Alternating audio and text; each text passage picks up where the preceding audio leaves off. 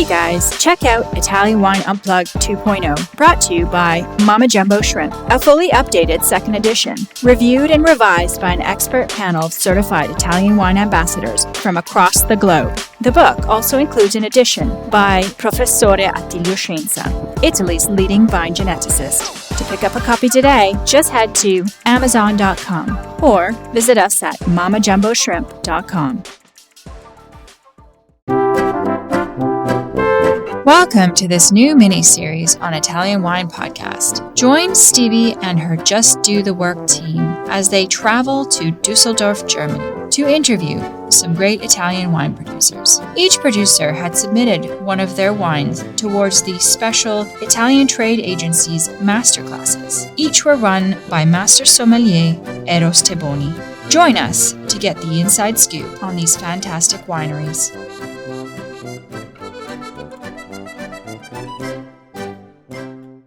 Okay, so here we are again. I am with this fantastic Signor Bruni, Giulio Bruni,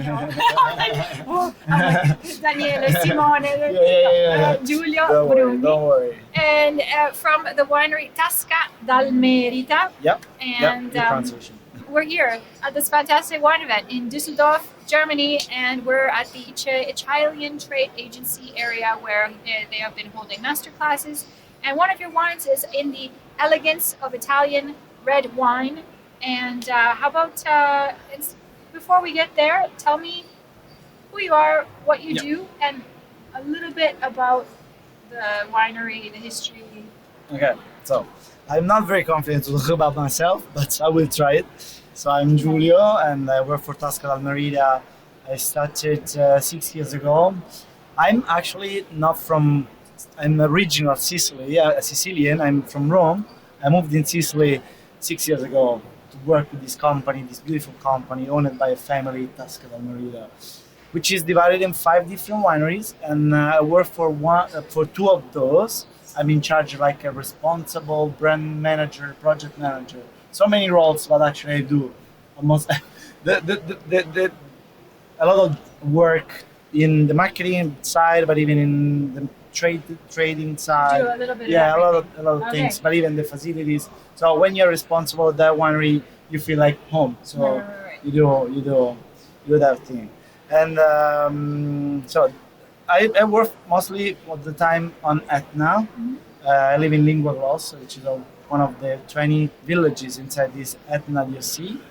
And but I spend a lot of time out of Italy, out of Sicily, because Etna is a kind of place which in the last 20 years has attracted a lot of people from all parts of the world. So we travel a lot. Yeah. Okay, cool. And so the family. Yeah. Tell me Something more. The story Yeah. there. Absolutely. So the family is a family original from Palermo. They moved in the 1840 in the Sicilian inland when decided to buy a very big vineyard. Sicily until a century ago was the feudalism region. What do they call it? Mezzadria. Mezzadria. So there were a lot of big properties. Probably most of them were funded by Arabic domain. Yeah, Okay. We had a lot of contamination, Spanish, French, Arabic. That's right. Yep. That's right. And our family both in Arabic domain. Okay. The name was, and actually is, Regaleali, but comes from the Arabic and means Rahal Ali, Casa di Ali, the house of Ali. That's really cool. Yeah. So, and of course, the Sicilian style tried to evolve and commute it in a different pronunciation. And so this family that now has the 8th generation of people, that work with the company. We now are under the administration of Alberto Tasca, which is the 8th generation. And he decided in 2000 to explore the rest of Sicily, so not just be focused on this huge winery that is Regaleali, where there are produced almost 17, 18 wines, it depends by the vintage, in 600 hectares, where 350 are just vineyards. The rest is forests, lakes, and fields with grains and a lot of things. We started from the Aeolian Islands in 2001 when we bought the Capofaro estate, which is a small vineyard in the Salina island where the Malvasia del Lipari is the protagonist of the scenario there. On the island, how is it? How are In the the vines? eastern side of Etna, Sicily, sorry. Never tried to read. So it's are the vines like how are they? How are they? Guillot or No, they are actually bushes? so the not- phylloxera arrived there. So when the viticulture has restarted and reborn in the end of 19th century, so there were not a lot of testimonials of Gobeleo bush training vines, but there were a lot of abandoned kind of vines. Yeah. And the big work that the agronomists made there was to restore the vineyards. I would say that now the 90% of the vineyards are in a cordon Okay. speronato. No, I was just thinking. 'Cause, No, I mean, Longlock Pantelleria. that's exactly what I was thinking because I No, heard no. that there it's super windy and I Yeah, was like, I definitely, wonder definitely. if it's like that there. So actually, Are you enjoying this podcast? Don't forget to visit our YouTube channel, Mama Jumbo Shrimp, for fascinating videos covering Stevie Kim and her travels across Italy and beyond, meeting winemakers, eating local foods, and taking in the scenery. Now, back to the show. even talking about Aeolian Islands, because Aeolus was the god of the wind, we can talk about this windy area, but it's not. The wind season is during the winter, so when the vine season the dominant phase. So during the summer and the maturation season, actually we don't have so much problem about the wind, but what Malvasia really needs is the light and the warmth, so the heat. So it's a perfect place for this that perfectly fits Right. with the Malvasia. It's an aromatic grape variety, so not like all the Malvasia that we can find around Sicily, like around Italy, like Malvasia Istriana or Malvasia in Toscana or whatever. Attilio Scienza, you know very well, said it is still a theory, but the Malvasia could be much more related with Greco di Bianco, which is a great variety in Calabria. Okay. So this is just the history of Capofaro, but the family decided to move again in the mainland when in 2008 bought the first vineyard on Etna in the Passo Pisciaro district at 740 meters in the Contrada Sciaranuova, which is the Contrada that you tasted today. And Actually, that's a good point.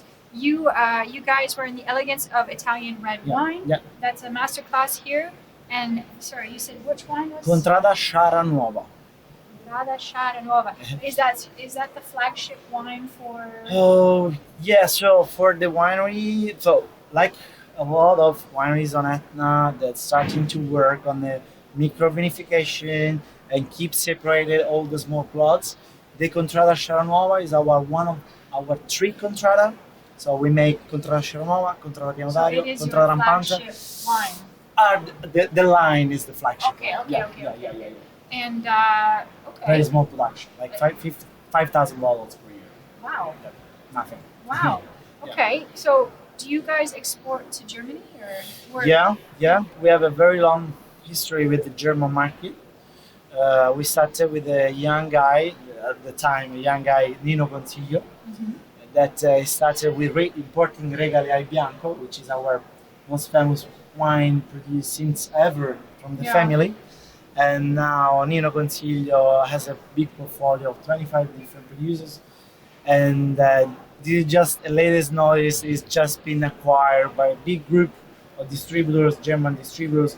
And for us, it's a very big opportunity because Nino was a person and now is in a very German system with a lot of new clients and potential clients, of course. So it's a good market for us. I would say that it's 1/4 of our. So you guys are in a lot of different places. Is Yeah. there a place that you are not yet and you want to break into? So we export in 55 countries. That's a lot of countries. Yeah, yeah. Jesus. And so I would say that we want to stay in the best country that can really understand the quality of the Italian wine and don't want just to be focused on the price. And so we want to break this fighting of the price, because the quality of the wine has right prices, Yeah. and all the rest is out of discussion. Okay. So, of course, use of a good market. We can do better in Spain, which is probably a country Yeah. where we are not very, very strong, or France, but of course, It's so they are hard, all yeah. countries So that are hard. really strong producers. So, but I think the curiosity about Italian wine is growing up, like the curiosity of Spanish and Yeah, French yeah, wine yeah, are yeah. growing Yeah, is growing absolutely. in Italy. So this kind of cross selling will be, I hope, much more In the future. yeah, in the future. Cool. And the US, of course, is our first country, and then we are working in Asia, but probably is now our weakest. Yeah, I've heard that country. many times today. It's one of those places, not places. There's so Yeah, many yeah. different countries, and I think it's just it's difficult to get Asia the is very- interest, and it's difficult with the Yeah, paperwork yeah, and yeah. contacts. Definitely, yeah. Asia is very, very hard, especially because it's that kind of market that we call sensitive to the price. Yeah. So and they are looking for a lot of very cheap stuff from Sicily, because the worldwide Sicilian reputation about wine, of course, is just starting to be renewed in the last 50 years, I would say, and the process is very, very takes a long time. So, Yeah. well, I wish you much luck in your. Thank you. I hope that you make many contacts Yeah, here, yeah, because yeah, of yeah, course yeah, this is yeah.